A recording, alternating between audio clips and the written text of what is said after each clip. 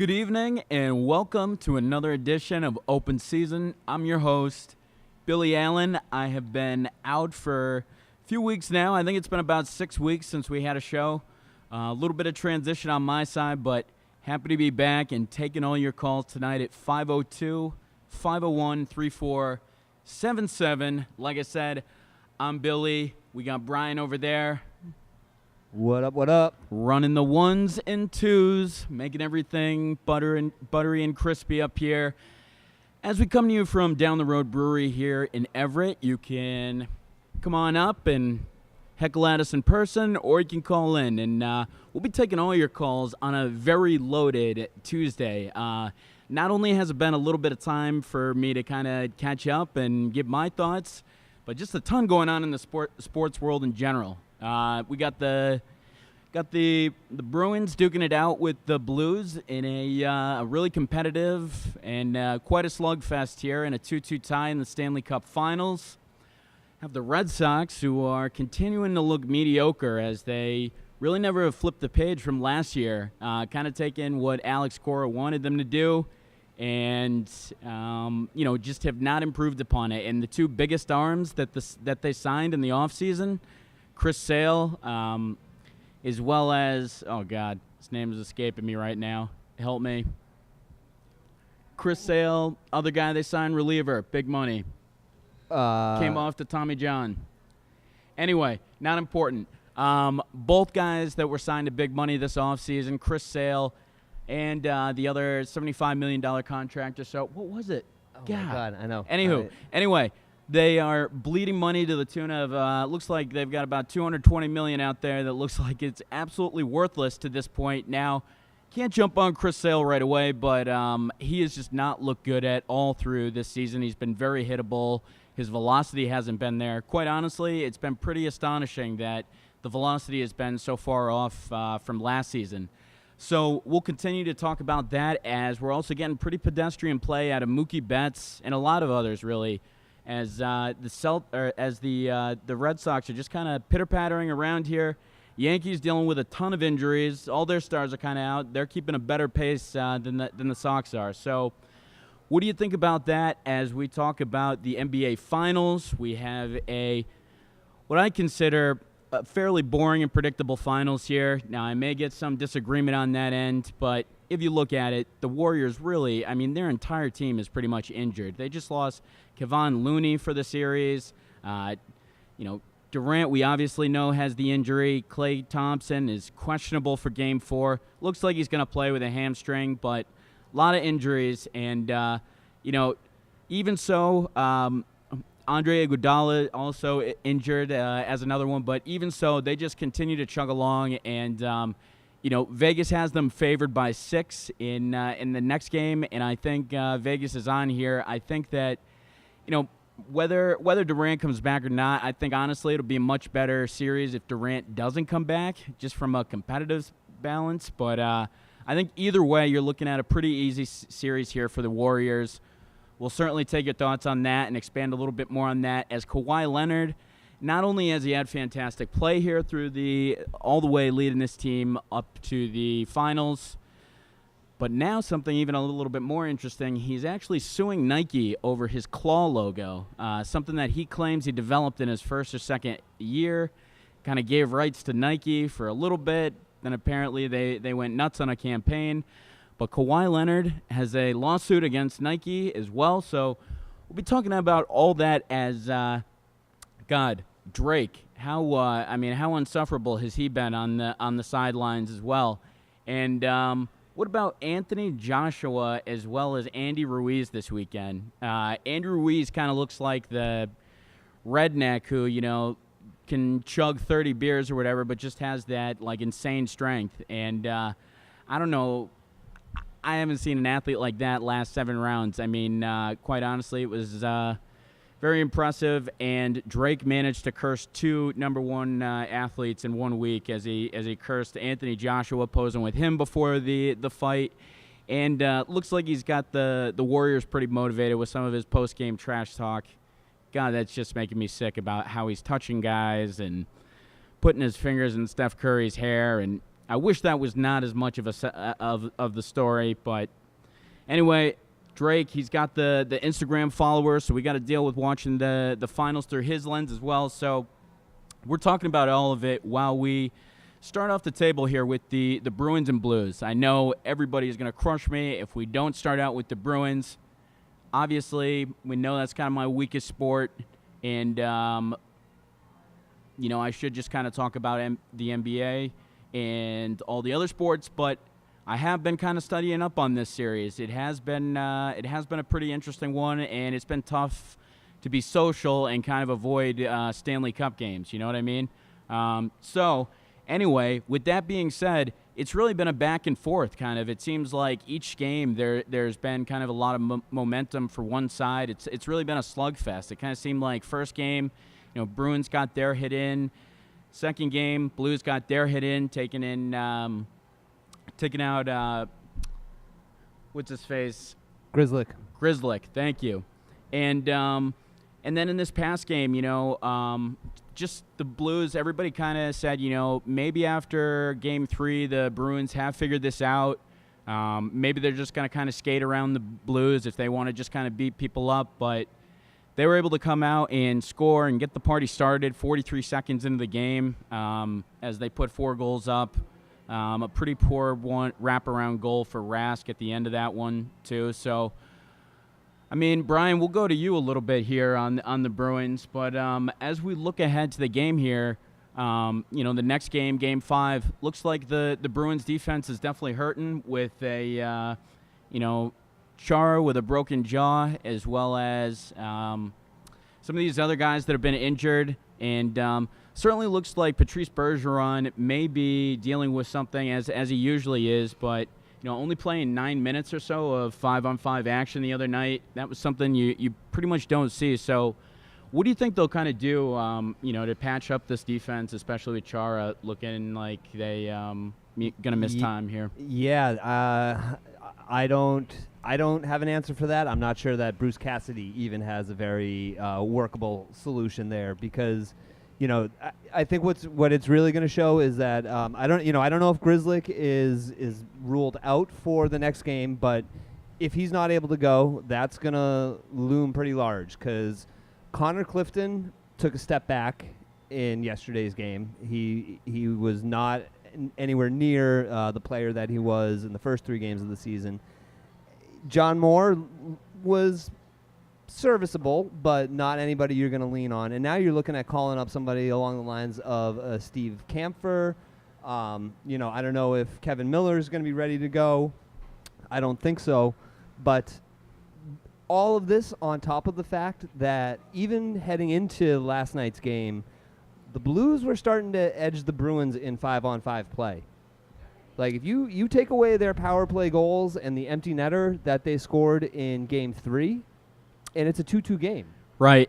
And I think one thing that Bruce Cassidy, that I give him a lot of credit for, is, it seems like he's never really trying to, kind of massage guys' egos. Like, he's really been kind of on this first line the whole kind of series here, mentioning that they do need to get a bit better play. And you kind of mentioned they did go off in Game 3, but aside from that, all on the power play. There's definitely, exactly. So it's definitely been, I think, it seems for me like the Blues are definitely kind of a slower team that ultimately probably wants to play that beat-you-up style. And I think for the Bruins, they've got to probably try to skate around these guys as much as they can probably for the remainder, especially with some of these guys that are hurt on defense. But, I don't know what your thoughts are on that. It seems like, play a little bit more up-tempo on the offense kind of and ultimately get some of these top guys that haven't been productive to, right. You figure that Brad Marchand's obviously got to turn it on at some point. That's the thing. I think with the fact that it's kind of more what's more concerning is sort of the lack of offense in the 5-on-5 situation, which, let's be real, Chara wasn't really going to help you with anyway. But I think, as this series is now gone a lot more physical, as the refs are, putting the whistles away a little bit and letting them play, I think that bodes well for the Blues. And so I think a loss of Chara is, with fewer power play opportunities, there's not going to be that chance for the Bruins to score on the power play, and you've lost your best penalty killer. So, advantage Blues there. And then just the fact that it's getting more physical, and I mean that's Chara's game right there. He definitely brings that identity to this Bruins team. So you're looking at a more physical series with the advantage to the Blues. You're looking at fewer power plays, which I think is advantage Blues. And you're out because the Bruins have been better on the man advantage. So exactly, and have been getting more of them. Right. Yeah, I definitely noticed that the coach was seeming to. It seemed like before Game 4, he definitely kind of got out his his kind of. Definitely had some criticisms for the officials, and definitely got that out. I don't know if that kind of came into their favor, if he painted a good game, talking it up. But it definitely seemed like they had kind of kept hitting on the fact that they were not penalized often in the regular season, and then, it's like, well, are they supposed to benefit you because you weren't a highly penalized team in the regular season? Like, it's a different time now. So, anywho, yeah. I mean, as far as the refs go, I think they called. So they called a bunch of penalties in Game 3, and certainly to the Bruins' advantage. But I think within the context of that game and how they were calling it, they were all legit enough penalties. And they called a lot fewer in Game 4. And within the context of how they were calling Game 4, they were, I think, fair and legit penalties. They were letting them play a little bit more, not necessarily favoring one team or the other. But if that's how they're going to call them going forward, then the Bruins are in trouble. Now let me ask you this: obviously, Grzelcyk is a guy whose stats don't really jump off the page, but in looking at some of the more advanced hockey stats, he's a guy who, for this season, has basically taken the puck from the furthest on the ice and driven it the furthest up the ice. So I guess I'll say for you, he's been out for a few games. Has his absence been noticeable to you? Not really, because in that Game 3, he doesn't play on the power play all that much. So their power play unit was going fine. You didn't miss him in Game 3. Game 4, I think you started to see where, again, somebody like a Connor Clifton, who was trying to carry the puck out. He was, almost too much. He had some bad. The turnover that led to the empty net goal, that was a absolute backbreaker. But he's definitely not at a level of a Grzelcyk in terms of the breakout plays, whether it's passing from the defensive zone, skating it out, being able to support the play in the forecheck in the offensive zone. That's Grzelcyk's game. And again, if you're now out kind of your, say, maybe third best offensive defenseman, I would say Krug and McAvoy are your two best offensive defensemen, but you're out some depth on the kind of support the forecheck side, and you're out your best defensive defenseman, then that thins it out, I think, way too much. All right, so I got two quick questions for you. One, I feel like Rask has not been extremely valuable in this series, but I feel like a lot of people are picking him to win the Conn Smythe. The second one is, seems like every year kind of in the postseason we're guessing as to what's wrong with Patrice Bergeron. What do you think's wrong with him this time around? Oh, God. I mean, he doesn't seem to be in pain or moving too badly. I'm not going to speculate on that. Because I haven't seen any one play through the course of the playoffs where it was like, oh, that looked like, he really got injured. I think somebody was mentioning maybe there was a hand. He got slashed or something. Yep. I think if it's anything, it's that line collectively is putting a lot of pressure on themselves. They know they're the perfection line. They hear that. They know that that's what they're called, and they know they've been far from it. So I think they're probably pressing more than anything. As to your point about Tuukka Rask, I was kind of thinking that as last night's game was winding down, that he was their best player on the ice last night and has been consistently their best player on the ice. Even in the blowout game, he still faced 29 shots. And I would say that, if it goes 7 games and the Blues win the cup, I think you can still make a case that Rask was the best player on the ice. Obviously we got 2 games to go through. If he tanks the next 2, that's off the table. Right. But if he's still stopping 27 of 29 shots, 28 of 30, 28 of 31, I think he can still make a case. Yeah. No. And I mean, I guess it seemed like the Blues kind of, got something going on offense. Do you have any concerns about that kind of translating it towards the next game, or do you think it's, at this point, kind of what we've seen, that kind of game to game? Do you think there's anything to carry over for the Blues, or do you think it's kind of just like Game 5 in a vacuum? Oh, tons of carryover. The Blues are playing their game now. They want the next 2 games to be just like last night's game was. That is the way that they're built. That is the way that they really were able to turn things around in the second half of the season and get themselves out of the basement and into the Cup Finals. So they want things to be just the same. I'd like the Bruins' chances a lot more if you could guarantee that Chara was going to be in there. Yep. I'd like the Bruins' chances, if not Chara, if you could guarantee that Grzelcyk will be back for the next 2 games. With that lack of depth now that they're facing on the blue line, and the fact that the Blues are really kind of hitting their stride in this series, it's very concerning. Yeah, especially since it's been 121 days since the city of Boston has won a championship. It's just, the drought is...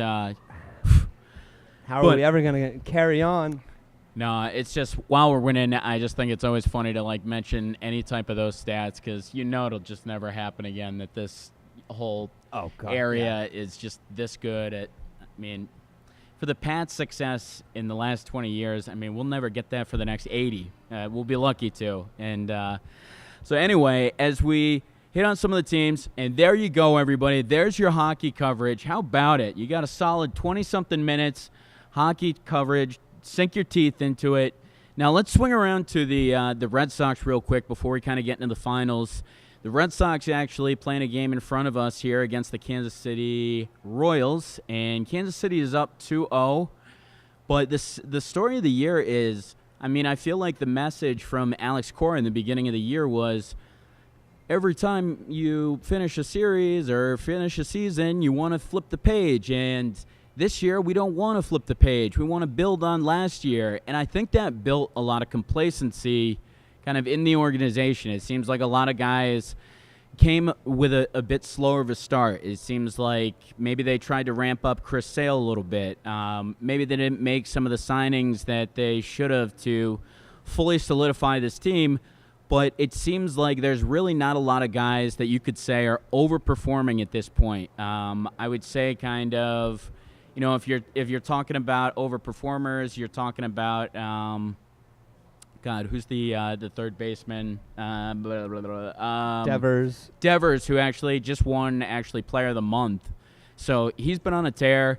I think he's the only guy hitting over 300 right now as well. Isn't Bogarts up to about 302, 305? Okay, maybe Bogarts is up there too, but I thought potentially he was the only guy hitting 300. But yeah, a lot of guys really not turning in a career year. And like we had said, the 2 biggest guys that they spent a lot of money on, Chris Sale, that contract basically starts in next year. So it's like they're still kind of paying him the deal this year. He's still kind of getting on a bargain for them. They're paying him $20 million this year.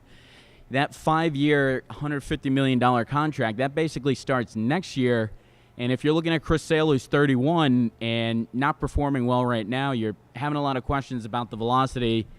You definitely have to be concerned about, after this season, a 5-year, $150 million contract kicking in. So a guy that has started the All-Star game the last 3 consecutive years and has kind of fallen, in terms of performance at the end of the season, hasn't quite been, as strong enough to kind of get through the full season. So you wonder if they're bringing him in a little bit slow, but it's definitely carried over where not a lot of guys turning in great performances, and the Red Sox as a team, I believe, are actually 8-16 when either Price or Sale starts. So, they're just not getting wins off their 2 best starters that they're, pretty much locking up for about $400 million over the next however many or so years. And even everybody talked about Mookie Betts kind of building on that MVP season. He's been slow as well. So it's, at least for him, for his standards, he's kind of batting around like 275, not hitting as many home runs this year. So, a little bit slower start for him as, they're only a game over 500 right now, 30-29. I don't think a lot of people penciled the Red Sox in for that. Returning a lot of guys off a team that won a championship last year. And like I said, you look around at some of the teams here. The New York Yankees have injuries to Judge, Gregorius, all over the place, and they're still playing pretty good baseball. So I think you definitely have to be nervous about the Yankees. I think the rivalry, it's never going to be the caliber of the 2003, the 2004, but I think there is a little bit of juice kind of, coming into the Red Sox-Yankees games this year, and it feels like it is building up a bit as they brought on guys like Judge and Stanton, and, when they fully return healthy, they should be an absolute battering ram. So things to remain to be seen there, as I think we definitely need to talk about the NBA Finals. Golden State Warriors for their 5th straight year. Tell me there's no fatigue there on the fan side of watching the Warriors get there every single year over the last 5. Obviously, you got to respect it, but they're also an absolute battering ram. And against this Toronto Raptors team, I think there's a lot of good kind of secondary pieces, but you really look at it as Kawhi Leonard is really the guy with that ace talent. And I think you could actually make an argument that Pascal Siakam, who's the second best player for the Raptors, I think you could actually make a case that he may come off the bench in Golden State.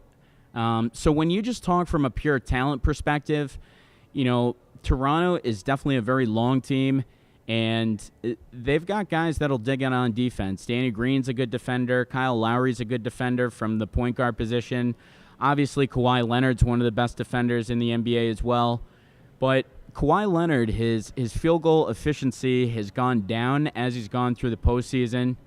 We all know that he took 22 games off for load management. And I just start looking around, and with the way that the Warriors can get hot in 6 minutes, whether they have Kevon Looney, Kevin Durant, Iguodala, all those guys kind of injured right now, it doesn't really seem to matter, because I think ultimately what they've cultivated over there is a very unselfish brand of basketball. It just continuously reminds me of that championship Spurs team that beat the Miami Heat. I mean, they were older, but they just could move the ball so fast that, the Heat really didn't even have a chance. And we've seen I think for the Warriors in Game 1, that was coming off a long layoff, 10 days. I mean, any team is pretty rusty off that. That was an absolute high for Toronto. You've made it.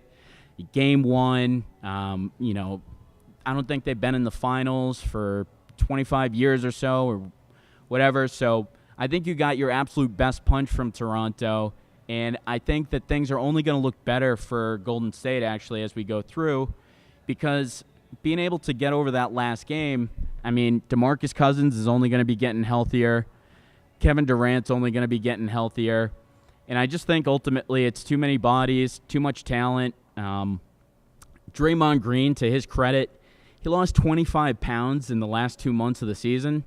And he's playing at the Draymond Green level that we expected like 2 years ago. A lot of guys were like, he's out of shape, he's not playing up to par. But in this postseason, we've seen him pretty much be a 14-point, 10-board, almost 10-assist type guy. So really kind of without Durant there, he's really making a lot of smart plays. And Golden State just seems to be that team that's pretty impossible to defend when they're hot. If you look back to the game, it was kind of Toronto played a great game all the way to the end of the end of the third quarter, and then Golden State puts up 18 points in a matter of 6 minutes or so, gets on that run, and they can just do that with guys like Steph Curry and Klay Thompson. So I don't know. For me, Toronto's a long team. They make it a little bit tougher than some other teams would, I think, defensively.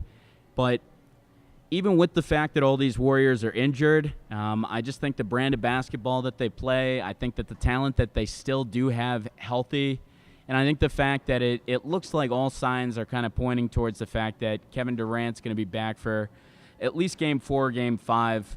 I mean, I think that all but kind of ensures that they're ultimately going to win that series. Like I said, for the competitive balance, I'd definitely like if Durant was out for the full series to kind of see, all right, does Golden State actually need Durant? And, from just a perspective of where he goes next, I think that would be interesting too. But looks like he's going to be back for Game 4, Game 5. And, with him in there, I kind of look at that as a cheat code. They really can't be beat, I feel like, when they have, at least Steph and Klay and, whether it's Durant, whether it's Cousins. I think it's just too much talent. I think Toronto's a little bit older, so, they've shown that they can make shots, but I don't know. For me, it's still not too compelling. The Warriors versus the Raptors, I think, you're kind of looking at that scenario last year when LeBron was still in the East where, it was kind of just LeBron against them. And, not to take credit away from the other Raptors players, Pascal Siakam, he's obviously incredibly talented, can kind of run the floor faster than many power forwards we're seeing these days, but he's young. He's not as consistent. Marc Gasol, while he's put in some great efforts, he's a little bit older and not as consistent. And, it just seems like, Serge Ibaka has gotten a little bit older in front of our eyes here, and just with having to lean fully on Kawhi, I think this is also going to kind of show Kawhi where he wants to go in free agency, because I think ultimately he's probably going to look at this and just say, this is too much heavy lifting for me to do, unless he can get hooked on the fact that the Raptors are going to be able to offer him about $40 million more than any other team will be able to offer him. So, definitely a couple things to make the finals interesting. But like I said, I think it'll be a little bit more interesting if Kevin Durant continues to stay out. We see what these Warriors can do. The games have been close, but it just honestly seems like the Warriors can kind of play down to their competition. I feel like they did that in the Blazers series. And I feel like to some degree they're doing it in this series. They don't have some of the guys, but, they're getting guys to play through injuries. Andre Iguodala is saying that he's only playing for Steph Curry's legacy. So, I mean, it's just some interesting stuff. Klay Thompson at one point. Now, this is the NBA too, so, we're not talking like hockey injuries, real injuries. We all saw Paul Pierce go in the wheelchair and come right out of it in 10 seconds. So, but Klay Thompson looked like he tore his hamstring pretty significant, or at least pulled it pretty significantly, and was able to come back. So they've got a lot of these guys playing through injuries, and even with the injury bug, it just seems like they're kind of a force that can't be reckoned with. So with that, I'll say that I think it's kind of unfortunate. I don't know what your thoughts are, Brian. But I feel like one of the biggest talking points of this finals has been none other than Drake. Oh. And I think the exposure is just way too much. I mean, if it was Michael Jordan, I wouldn't want him that close, touching coaches, anything. I mean, but Michael Jordan would never do something like that. I'm just saying, like, take anybody. It's like, I don't get why Toronto's kind of letting them. And I feel like that's a little bit of motivation for the Warriors, he's too. in that seat for probably not every single Toronto game, but are those like his seats or? Yeah, I mean, it looked like Larry David was sitting next to him in the first game. I don't know if you saw it. So, I mean, I don't know if he just like buys the most expensive seat he can get that's closest to the floor or whatever, you know. Because if I were a Raptors fan and had to see that foolishness for 40+ games a season, I think I might switch to listening to it on radio. It's just like if Drake wearing a Del Curry jersey is going to psych us out, then man, we suck. Like, I don't know. It's just kind of weak, I feel like. And I think it's just not really his place. It's like Toronto, they actually get through the Eastern Conference Finals, and they have this game won, and, you know, they kind of have the advantage. And Drake's talking crap to Draymond Green and Durant post-game, whereas the players aren't. And, you know, you're giving them more motivation. And you see the guys after the win coming straight up to Drake in his face, pointing at him. Yep. You know, so I'm never a guy who likes to give people extra motivation. I like to be confident. But I feel like anytime you do things like that, like, you know they're out there, like, and if you're a Raptors player, it's not you giving the opponent. Exactly. That's what I'm saying, too. It's like, you know, you got Kawhi Leonard, you have all these guys that are composed, not talking trash, trying to play ball, Drake. And then you've got like Drake stirring the pot. It's like, could you shut up for a go release an album over there for a minute, would you? So I just think it's just like a weird place we're in, where I think the NBA is doing anything they can kind of for viewers.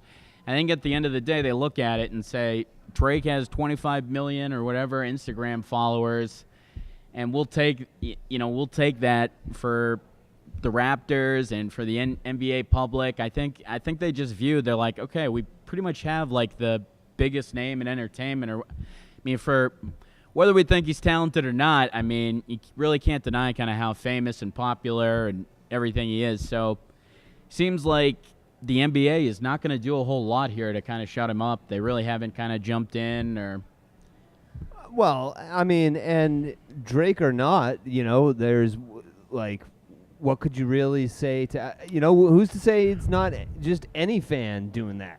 Right. You know, I mean, they sit, that's where they sit in basketball. The courtside seats are right there. So, you know, does Drake do it because he's Drake and, you know, like, well, yes, I mean, I think other people courtside definitely heckle and all that, but I mean, I think if you got up and touched Steph Curry's hair, I think you'd be arrested or you'd be taken out, like, you know what I mean? So I think that brings something too. It's like these players all kind of talk about how fans will say inappropriate things to, you know, and you don't see what they do before they go off or whatever, but. Yeah, so, I mean, I think that's kind of your job as a professional athlete, honestly, like, to just know that these are drunk schlubs and you're a professional athlete and not to, like, talk trash to them. But, I don't know, I think, like, touching coaches that are, like, involved in the game and all that, like, there's not I mean, anytime you, like, touch a ref, touch a coach, like, that's always, like, you're out, like, just don't really like that. And then again, like from a Toronto perspective, it's like, dude, like you have no part in this, and you're like the guy that's amping up like the team. So, not like I think they're gonna win. Even if Drake was not, you know, if Drake was on the Warriors or whatever, I don't think it really does a whole lot, but I don't think it helps. No. Yeah. No. And I don't think it helps the NBA really as a good. I don't know. Drake just kind of looks desperate. I don't know. Just like, give me attention. I have so many millions. Can you please just give me attention? I'll buy the closest seat. Right. I'll wear the Dell jersey. I'll buy Kawhi a penthouse, whatever I have to do. So, anyway, Drake has just kind of been way too advertised, I feel like, this finals. So, you know, I'm honestly looking forward to the games in Golden State. I hope they take his courtside seats and put them all the way up in 315. Oh, courtside, right? Yeah, 315. Yeah, so we'll see what they have to do there because I feel like I actually remember years ago when the Patriots were playing San Diego in the playoffs, San Diego didn't allow any Patriots fans to actually buy tickets or whatever for that game. Right. So that'd be cool if they could do something like that. Now, two of the biggest stars on the Celtics were on The Bachelorette this week. Did you hear anything about that? See anything about that? Oh, I saw it. Oh my God! How yeah. funny was that guy's reaction? It's like you're playing with Jason. He was acting like those two were like, it was like Michael Jordan and like Kobe Bryant. Yeah. He's like the Scary Terry. So that just kind of brings me up to Terry Rozier. I feel like this guy has continuously put his foot in his mouth, and he went on. So I haven't been on for the last however many weeks, but I think it was like 2 weeks ago that he pretty much did the media rounds and was saying that he wasn't played enough last year, that the coaching wasn't as good as it could have been, that they should have drawn up more plays for him, all that kind of. And it just feels like how many point guards are going to talk themselves out of big contracts around the Celtics? I mean, we saw Rajon Rondo pretty much. I think it was 2 months away from a max contract of $100 million or something before he started becoming a malcontent and ultimately got traded that season, and then didn't even play for the Mavericks or didn't even try in the postseason with the Mavericks, and everybody was like, "What is this guy's problem?" Then we see Isaiah Thomas do the same thing, take himself from a $100 million man. And we see Scary Terry, again, just talking so much that I do think that they may be pretty motivated to move him. And I just wonder, I mean, he's an athletic guy. He rebounds well for a point guard. He can finish well.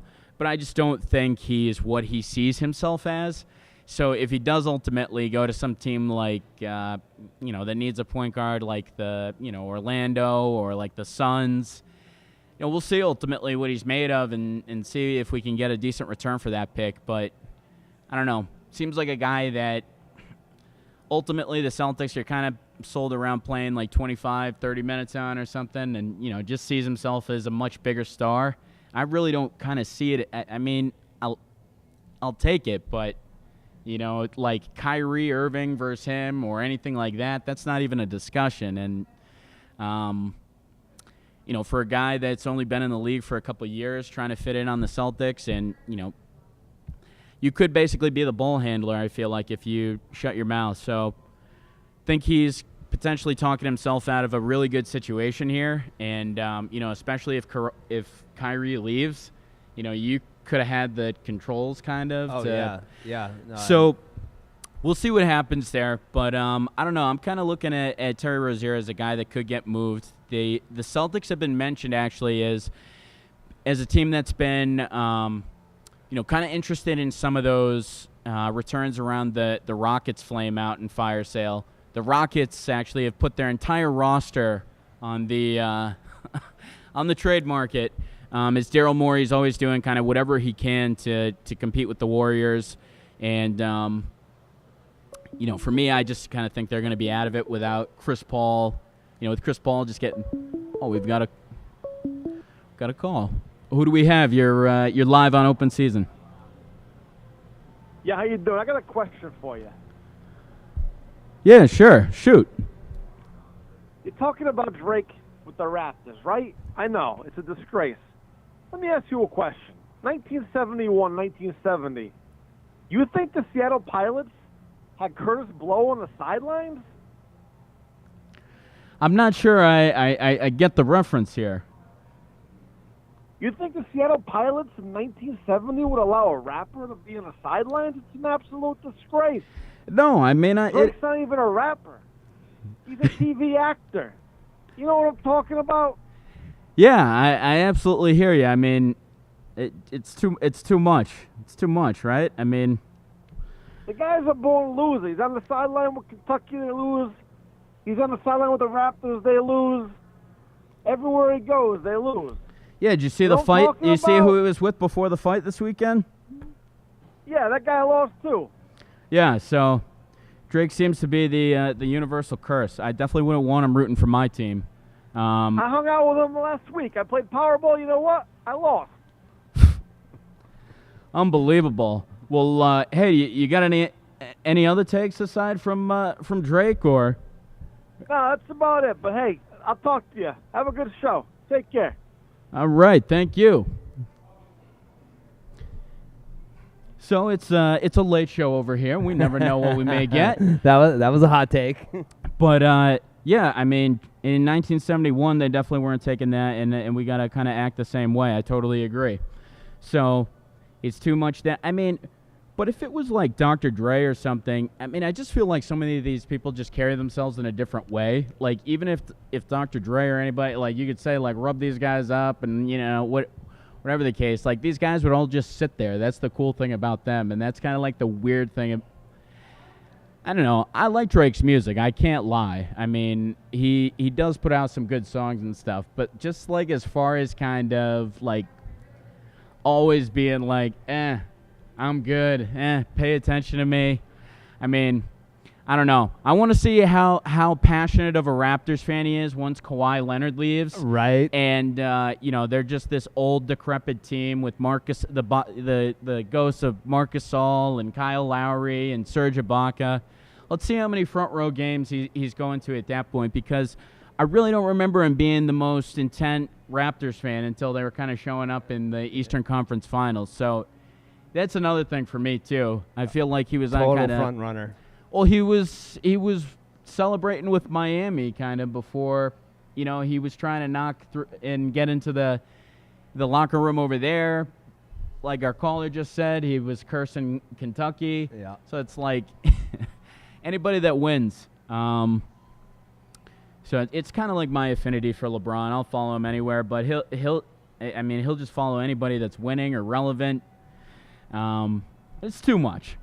But briefly on the Pats, actually, a not surprising cut today as they cut Austin Seferian-Jenkins in the first day of camp. You know, anytime that you work out separate from the team in your first season, I don't think you have the best chance of joining the Pats. And then Austin Seferian-Jenkins, you know, he's a guy that he's got some size and he's shown talent in like 1, 2, 3 game spurts, but he's had a lot of injuries. He's had problems off the field.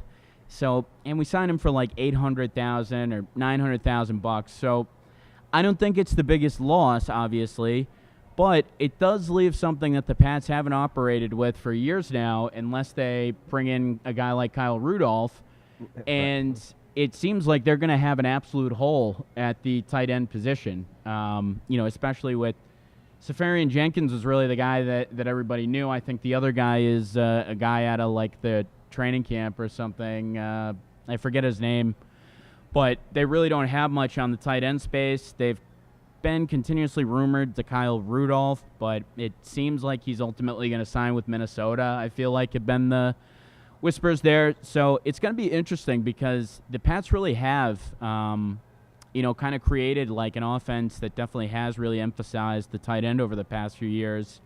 I say they've not, you know, they have a problem at tight end for sure, but what they've emphasized is adaptability. Yes, sure. So no, I would say that. I would just say that. I mean, do you want to go for Brady, you know, as far as having a target as reliable as Gronk?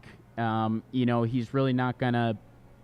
I mean, he's not gonna. Obviously, there's nobody that can replace Gronk, but it's just something that I think Brady, as he gets older, we need to look at these safety blankets a little bit more intently. And you know, the tight end position is one where, you know, you don't make that read and can kind of just throw into the guy with size sometimes. So, but I think you have to be really encouraged about the draft pick. You know, taking the wide receiver in the first round.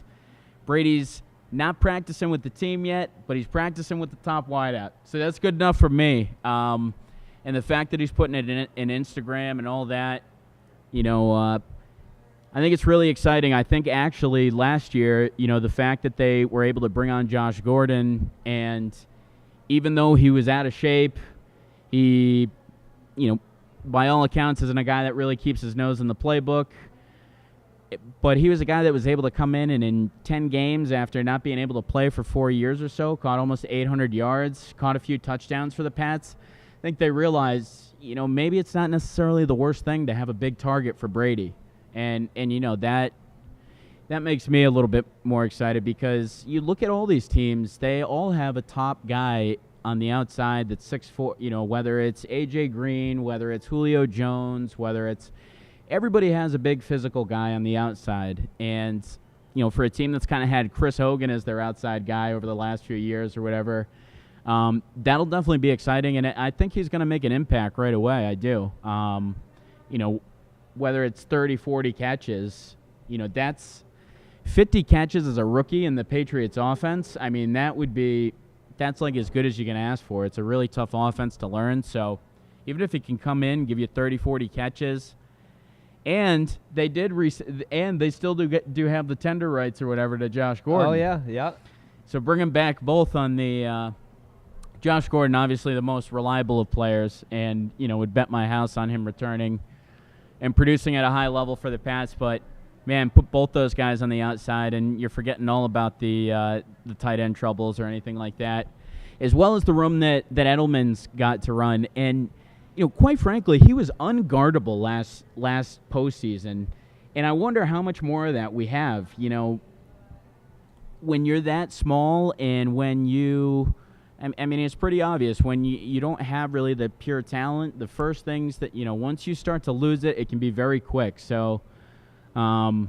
Julian Edelman signing on for those two more years that coincide with Brady's 2 years. I mean, hopefully we get 2 more years of peak performance out of Edelman. But, I mean, for me, it's really been amazing at kind of how long he's been able to extend this productiveness, given the fact that he was a quarterback, given the fact that he's taken all these head hits. We looked at guys like Wes Welker and thought that they could do this forever, and he's actually doing this at an older age than Wes Welker at this point. So, just kind of a reminder there that the Pats are getting old in a lot of positions too. But I think, one of the encouraging things is that the defense is getting younger. I mean, we saw them win with a younger defense, and it seems like Belichick is kind of molding this defense kind of the way that he wants it. So very encouraging things from that side. But Safarian Jenkins, too bad the jersey didn't even hit my mailbox yet. So that one's going to stink. But we'll see what they do to fill in the tight end spot. It'll be interesting. I mean, well, don't forget Benny Watson. You got Benny coming back in October. And Benny's up on the PEDs too, so he's going to come back nice and strong. That's honestly probably the best excuse any athlete has ever given us for a false PED test. Oh, yeah. Hey, thought I was retiring. Yep. Thought I could juice up, take care of a few things. Decided I want to come back. Get my beach bod going. It's like, who can't relate with that? Like, after you retire, they're probably like, shit, yeah, if you don't take something... I mean, I'm sure it's like mandated probably through like the program. Like, you do need to take this and do that. So, anyway, let's see a few parting thoughts maybe before we sign out. How about these $300 million contracts and how they've paid out in baseball? The 2 big names this year have both gotten booed in their own home buildings, Bryce Harper and Manny Machado. Bryce Harper's been getting booed a lot, actually, in Philly. I've kind of been shocked. He said that he wants to stay there for 13 years, signed the $330 million deal. They're bringing in Jay Bruce, I think, who is basically like a worse version of him. I mean, it's been really weird. Bryce Harper is hitting 243. He's only got 11 shots. He's on pace to basically hit 240 with 30 home runs this year. And, I mean, that doesn't really scream anything near $300 million. I mean, I think everybody's been waiting for these guys to turn into prodigies, and the 2 guys that we saw sink, I think it's just over and over and over again do we see that these contracts are never, ever worth it. Ever worth it.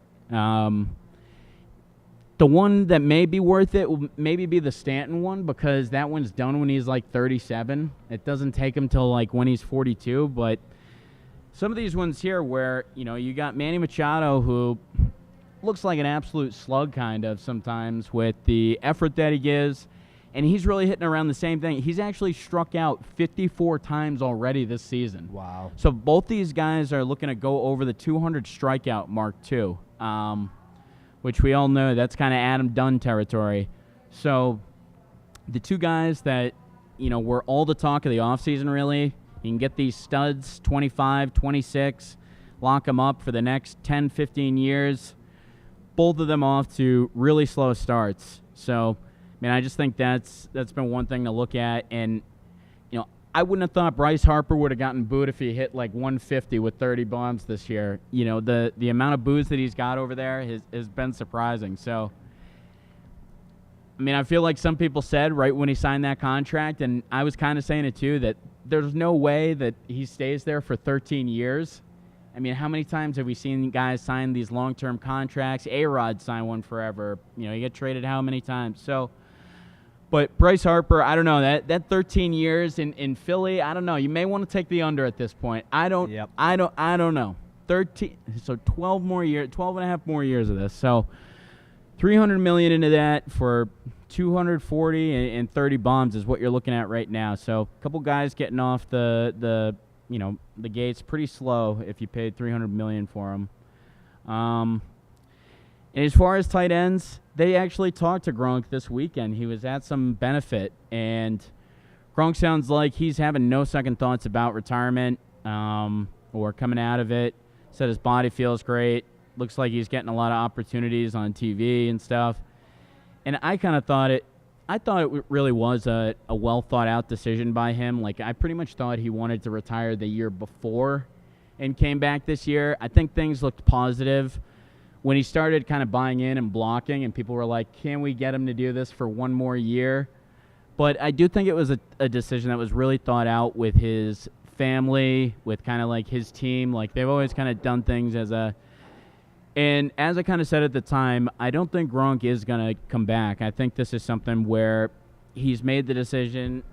Now, if they're 15-0 or 14-0 or whatever, and can somehow get him for no money, and he has a chance to play like one or two games and can get a ring, maybe he comes in. But I just never saw Gronk when he retired.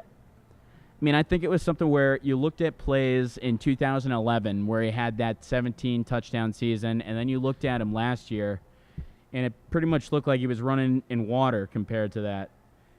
So guys just had so many back injuries going all the way back to college, NFL, the forearm injury, then falls right on the forearm again. It really was a rough break for him, and, I think all time when you look at it, too, just from a production standpoint, I don't think anybody will ever be more productive in a per-game basis than Gronk was. I know people talk about longevity, and, when you stack the numbers, you probably have to, say Tony Gonzalez is the best tight end, but for my money on any given day, Gronk always was the best, and it does look like he's doing well in retirement, so the Pats will have to address that tight end issue, whatever it may be. Maybe it's not an issue. Maybe they keep the field short. I thought last year after the first 4 games when all they were doing were throwing to running backs, I thought that was an issue. And, if losing Josh Gordon at that point, that was an issue, I honestly wonder when can we get worried with this Pats team? Because there's never a time where I thought they were at less strength than when they lost Josh Gordon last year. It's like, no chance they can win. So, as we end the show here, we've got the Bruins going on in Game 5 on Thursday. And hopefully they get Grzelcyk back, or hopefully one of these guys will be able to, Char with a broken jaw, I guess, what's your expectation? How long do you think that keeps you out for the full season or the full series of broken jaw for Chara? So there's we got a bit of. I just feel like these guys play through like spleen injuries, and so you'd never, like in the NBA, if this happened, they'd be like, "Oh, talk to you in 3 years." Or right. You do have a recent comparison. So a defenseman for the Blues, Vince Dunn, I think it was in like Game 3 against San Jose. Basically, he broke his jaw. He got his jaw broken in a game and missed 6. So, yeah, he was back. He was back in the lineup last night. So if you figure it's a 6-game injury, then there are not 6 games left. Gotcha.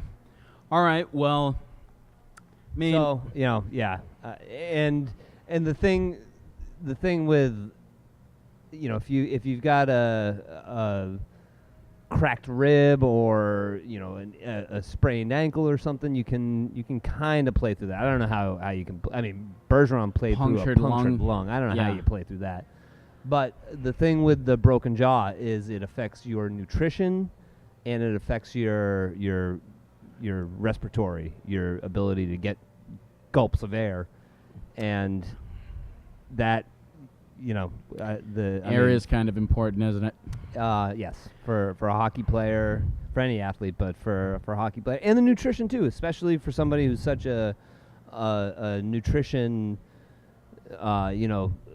nut like Chara is. That's you throw his routine off, and who knows how he starts responding. So I guess, do you think we'll see any of those really young kids from do you think any of those guys get time, or do you think they'll just figure a way to patch it?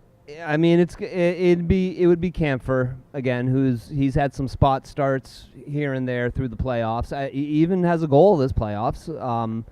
In a regular season game, you're not worried about him. It's like Kampfer. Okay, he's got some experience. Plug him in. He won't get exposed and carry on. But it's the playoffs. It's completely different. You're not going to be able to put McAvoy, Krug, and Carlo out there for 30-plus minutes. Right. They're already maxed out on minutes.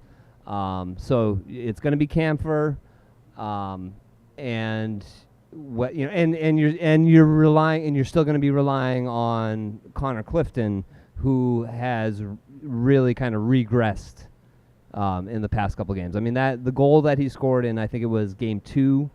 Maybe it was game 1. That was a one-off. That was a special night for him. And now, especially I think in last night's game, you're seeing the player that he is. Yeah.